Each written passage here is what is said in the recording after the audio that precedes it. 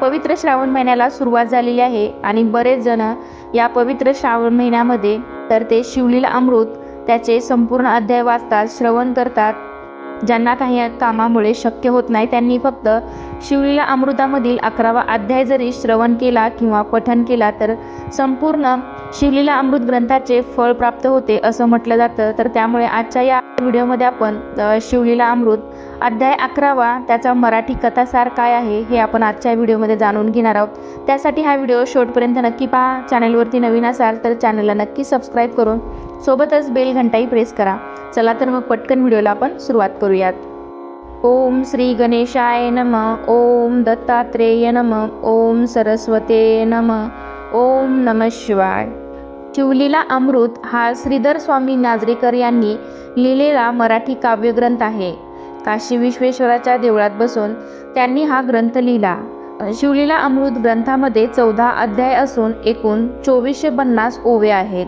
स्कंदपुराणातील ब्रह्मोत्तरखंडात वर्णन केलेल्या शिवलीलावर आधारित श्री शिवलीला अमृत हा एक दिव्य आणि सिद्ध ग्रंथ आहे.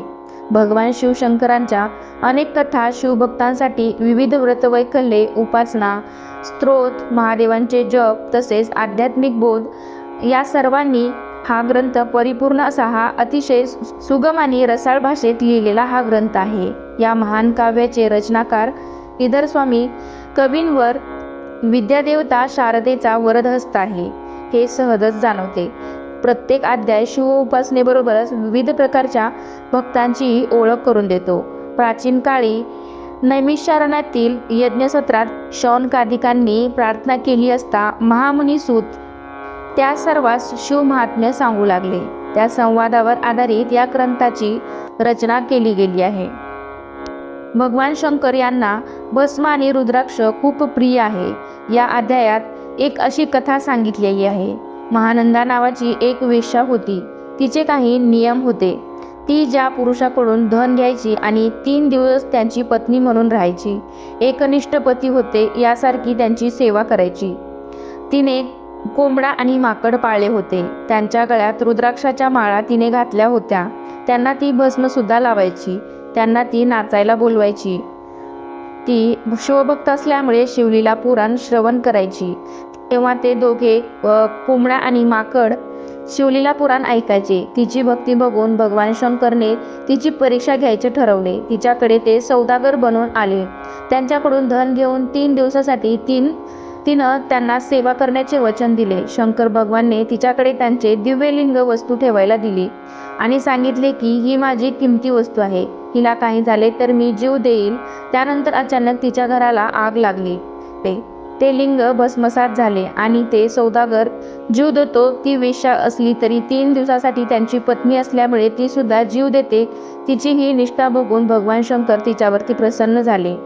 तिला शिवपदाला घेऊन गेले. यामधील कुपट आणि मरकट म्हणजेच कोंबडा आणि माकड हे पुढे राजपुत्राच्या जन्माला आले. एक राजाचा मुलगा झाला तर दुसरा धनाच्या मुलाच्या जन्माला आले.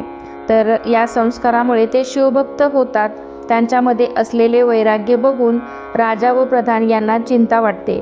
हे पुढे राज्य कसे चालवणार म्हणून ज्योतिषाला बोलावून त्यांचे भविष्य बघितले जाते. ज्योतिषी सांगतो की या राजपुत्राची 12 वर्षे भरली आहेत. आता मृत्यू पावेल आणि त्याप्रमाणे तसे घडते सुद्धा. यावर उपाय काय म्हणून ज्योतिषी राजाला सांगतो. 4 वेदात सार म्हणून हा रुद्राक्ष हे शंकराला प्रिय आहे. जप तप ध्यानापेक्षा महत्त्व असलेला हा रुद्राक्षय श्रवण पठण करा.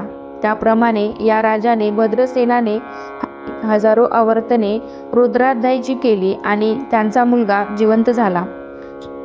शिवलीला अमृत त्यामधील हा 11वा अध्याय म्हणजेच रुद्राध्याय रुद्राक्ष आणि भस्माचा महिमा सांगतो.